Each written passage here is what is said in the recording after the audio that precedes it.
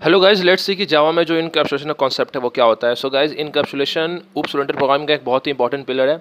अब इसका काम क्या होता है कि इनकैप्सुलेशन में हम करते क्या है कि जो डेटा होता है हमारा या फिर जो कोड हो गया उसको हम एक सिंगल यूनिट में बाउंड कर देते हैं।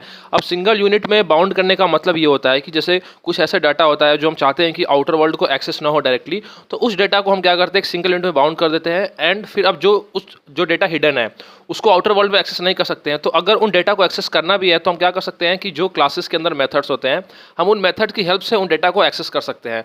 अब उन डेटा का भी जो एक्सेस होता है वो सबके पास नहीं होता है। अब हम डेटा को कैसे सिक्योर करते हैं, तो उस डेटा को हम क्या करते हैं, प्राइवेट कर देते हैं। जैसे कोई वेरिएबल है तो उस वेरिएबल के आगे अगर हम प्राइवेट कीवर्ड लगा दें तो वो वेरिएबल प्राइवेट हो जाता है, उसको कोई और एक्सेस नहीं कर सकता है।